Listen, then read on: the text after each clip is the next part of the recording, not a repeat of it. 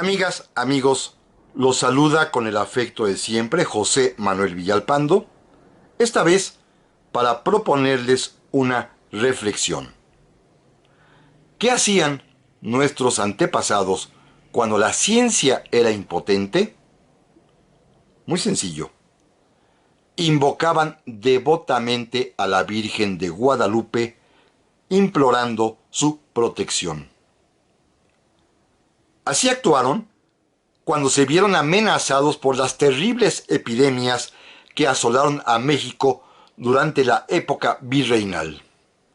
Al menos 3 de ellas fueron mortíferas en extremo: las de 1531, 1576 y 1734, genéricamente llamadas en lengua náhuatl por nuestros habitantes originarios con el nombre de Cocolixtli o bien Matlazáhuatl, sin distinguir si se trataba de enfermedades diferentes: sarampión, difteria, tifo, pues todas ellas eran igualmente graves e igualmente asesinas.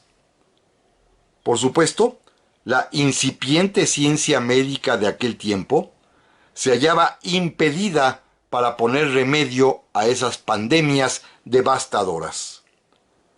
Tampoco existían hospitales suficientes para atender a los contagiados, ni se conocían las medidas de higiene elementales para evitar la transmisión de los virus y bacterias. Es más, ni siquiera se sabía aún de la existencia de estos microorganismos funestos que eran los causantes de las hecatombes. Fueron millones las personas, de todas las clases sociales, las que cuando enfermaron en cualquiera de estas epidemias, literal e irremediablemente, fueron condenadas a muerte. Pero todos los habitantes de la Nueva España, ya fueran indios, castas, mestizos, criollos o españoles, en medio de la espantosa tragedia que de vez en vez se enseñoreaba sobre ellos, tenían una esperanza en común: llamarla a ella, pedirle ayuda a ella, invocarla a ella, a la Virgen de Guadalupe. Era lo natural, era lo apropiado. Ella precisamente se había aparecido en México para aliviar los males causados por la epidemia de 1531.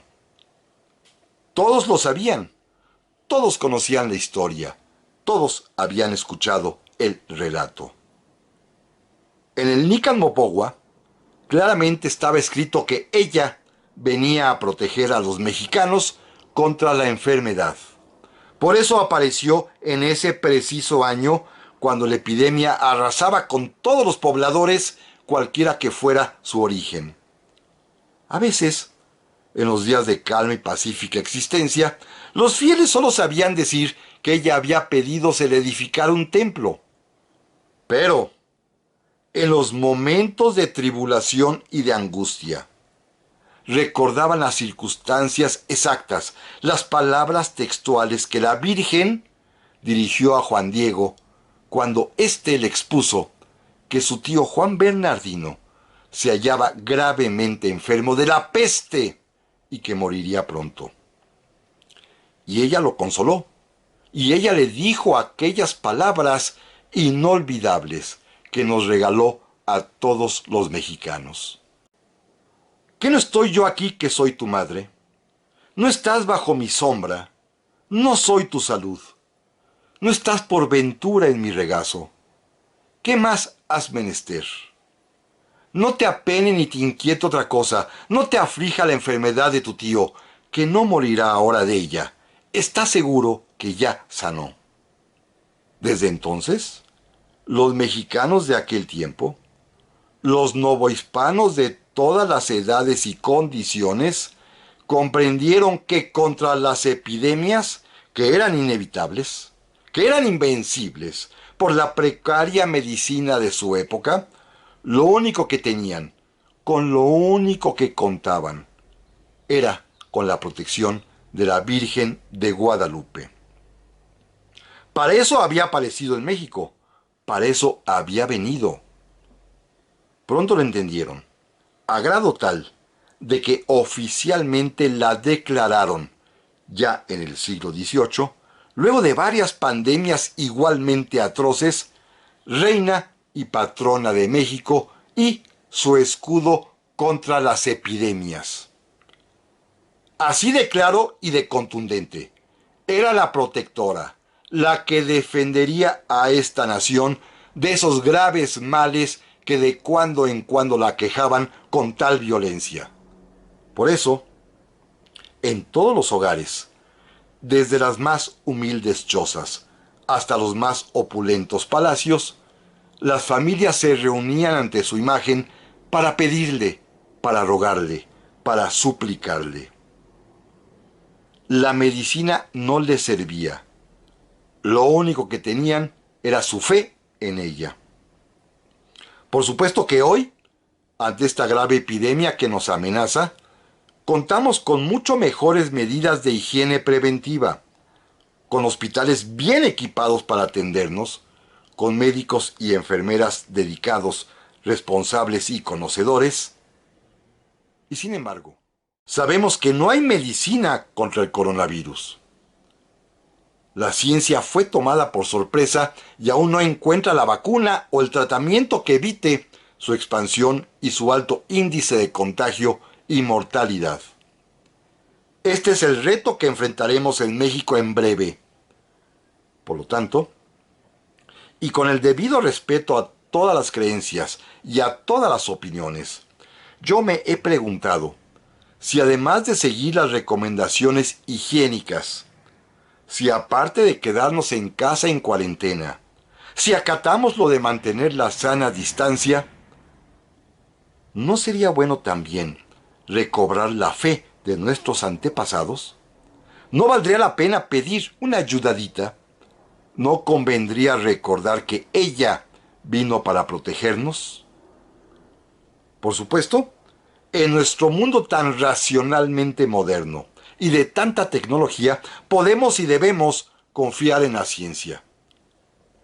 Sin embargo, no está por demás el saber que en el ánimo, que en la vida, que en la conciencia personal y social de las mexicanas y de los mexicanos de entonces, existía la sólida creencia de que una madre protectora podía, si acaso no evitar la transmisión de la plaga, sí al menos darnos la serenidad y la paz espiritual que eran indispensables para sobrellevar la desdicha.